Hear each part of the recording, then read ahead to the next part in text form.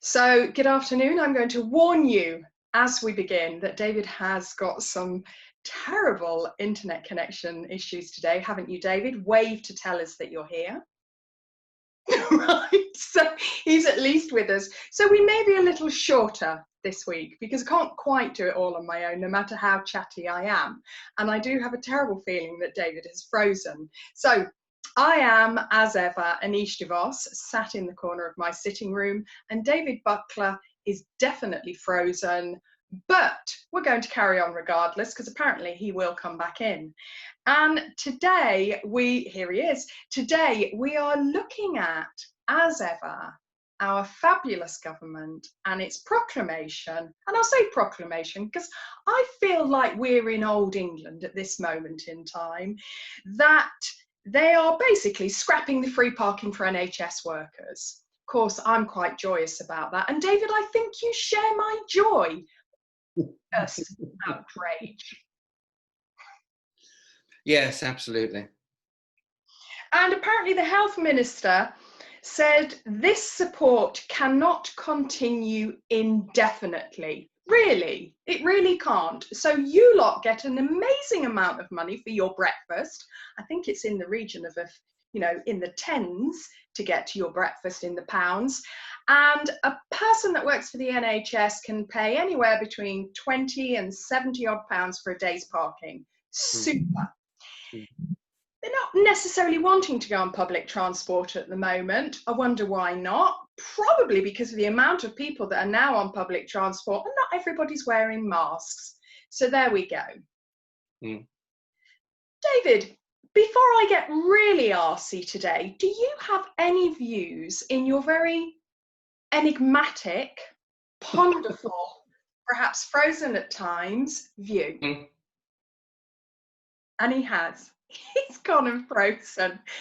Okay, if I'm still here, I did some very minor research on parking and hospitals quite a while ago, and it was a while ago.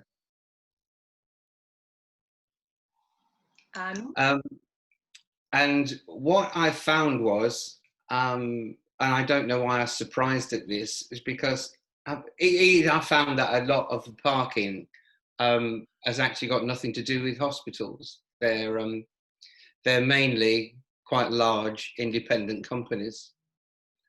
And I have a thing about following the money trail sometimes, and it's surprising where it takes you. And it's prompted me to start something along those lines, as in who is in charge of the purse strings, who owns the land, who's making vast amounts of money. And that's where I'm at with it. And apart from being so unjust, so unfair and hypocritical, to say the least, I am more, I think I'm additionally infuriated by the fact that we don't know where the parking fees are going unless we care to research it. And again, I guess what I'm looking for is who they might be connected to, as in government. I sense in you, David, I'm very an outburst person, aren't I? You have this, what I find an admirable trait of this, you cut into a conversation with your opinions that are always based in research and knowledge. And for that, I admire you. So I wonder if you are going to be writing a blog, as you promised in our last one. Is this what your blog subject will be about? The purse strings, where is the money? Yeah, and it's more complex than one might suppose. And I guess it's designed that way because it's difficult to find. It's difficult to trace. And it ends up in all sorts of places, like Mauritius, for example. we would all like to go on holiday to Mauritius, but unfortunately we don't seem to have trails of money to take us there. And I think, yeah, as delightful a place it is, I think it has more to do with and its advantages. And David, I don't know about you, that clap on Sunday from the Prime Minister. And I guess I've frozen again. You have, but we're carrying on, David. You know, we're kind of being stoic about this today. But the clapping by the Prime Minister on Sunday. Yeah. Any thoughts on that? I mean, I'm still trying to mouth rinse and use a good mouthwash to take away that taste of bile. Yeah. What is it I read?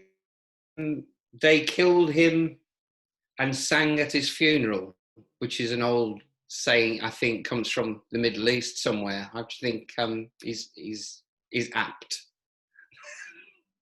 It's just, and you know, the thing is, I mean, we are trauma specialists, you know, it is our job, but I think it's really important as well to highlight that people sat in the helping professions, we will carry on helping regardless of what a government does, regardless of what they say. I know that you're not charging everybody, David. I'm not charging everybody. And we keep on doing this regardless. Those NHS workers, key workers, care workers, the delivery guys, they are all still going out and doing their jobs, putting themselves at risk. And do you think that maybe this government, I'm not just saying this government, many governments rely on that. They rely on the compassion of us, that we are prepared to still keep doing that. Yeah. Absolutely. Where does that leave us as an industry of the helping professions? Where does it leave the industry of helping professions? Because I guess it's, if you take away the voluntary sector, that there's going to be a struggle. Yeah. And we have to dig deep sometimes, don't we, in ourselves, you know, to walk in and be present within those sessions with people so that they can explore and, you know, assess and look at themselves, and, you know, that we can facilitate them in that process. Yet again, and I keep saying to people at the moment, yet you as a therapist, and I say it to myself, what are you doing for yourself, Aneesh? David, what are you doing for yourself to ensure that under this world trauma that you still can get up, go to work and be present?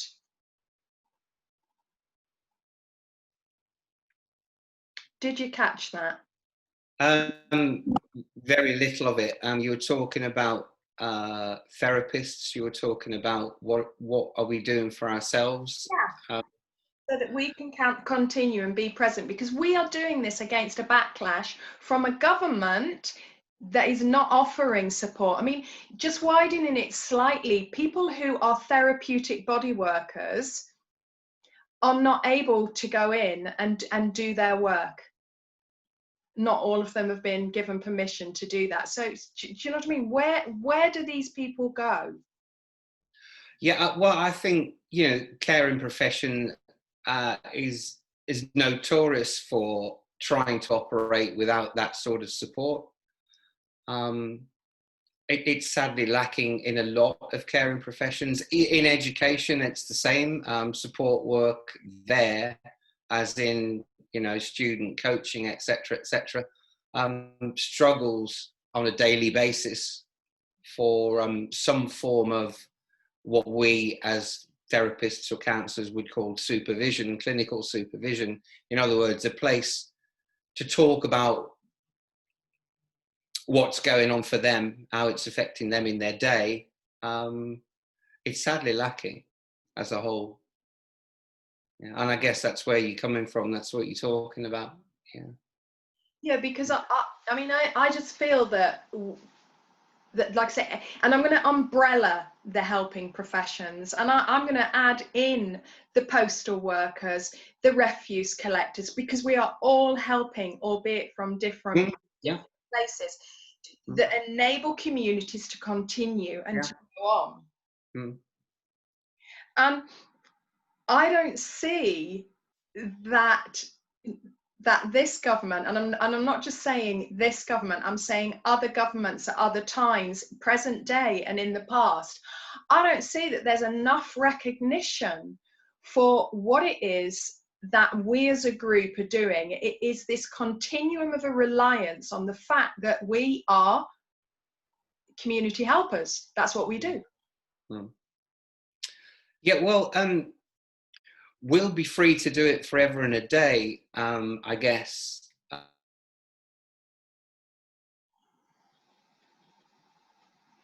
David has frozen. I'm hoping that he comes back in because he always offers something insightful. But it is tough on the people that are in the caring professions or the helping professions, you know, because we have to keep getting up, going into those spaces to support. I don't know where we got to that. You kind of just cut out altogether, and I was just explaining. Yeah, I was saying. Go for it. I think my parting shot was that, you know, we could be allowed to go on forever and a day as long as it's not government funded. It looks like when it comes to putting a hand in their pocket to support what charities are doing in a big way, the funding is not there. And that's why the volunteer sector is so huge. And it's become vital to care. And, you know, while it is, I guess, part of who we are that will willingly volunteer, there's something about the way that it's used, and sometimes I feel particularly used, especially, for example, the exploitation of volunteer counsellors, especially in training, which needs to be highlighted.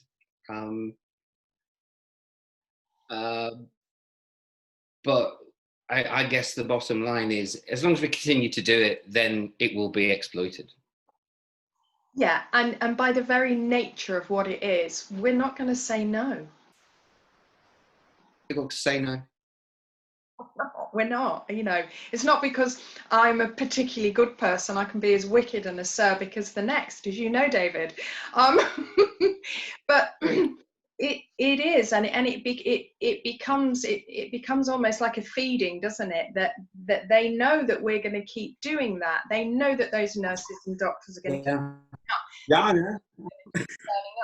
You know, and it's not just about we've all got to earn some money. It is because it is about who we fundamentally are as people.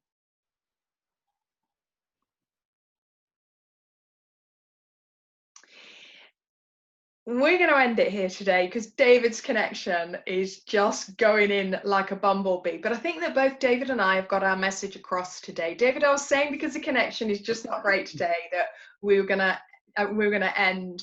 But I think that we've got the message out that the care umbrella industry carries on caring despite what the government does. But government, stop clapping your hands. You know, have some shame and compassion for the fact that you are absolutely taking advantage of the fact that we will get up every day and show up and support people. Let's not be hypocrites. David, so the bottom line is, would it hurt to extend or actually do away with parking fees for nurses, doctors, etc., etc.? Because it's not going back into the bank of the NHS. It's lining somebody else's pockets. no, no. You know, you could almost swallow it if it was going back into the NHS. But Well, I would agree with it if it was going back into the National Health Service within reason, with exemptions. But that's not the case. and do you know, I don't want any of the NHS workers to be paying for their parking when they are putting their lives at risk. They are not fully supported as they should be by this government. I'm not even going to go down to lockdown on July the 4th. Not even going to go there today. Mm. But they're putting their life at risk in a way that we can't imagine, because I can still do my job behind a screen. So I'm going to say over and out from him. You're back. From him and from me. Okay. David, say goodbye if you've still got the connection. Okay, I don't know whether I have or not right now, but I'll say bye-bye, and I apologise for this awful system I appear to be using, which is, I think, steam-driven, but thank you for listening. Reflecting Bye-bye. the government that we're talking about, in a way. In and out, in and out. Thanks everybody for watching. We will see you next week with hopefully just a little bit of a better connection. Because he's my partner, I need him.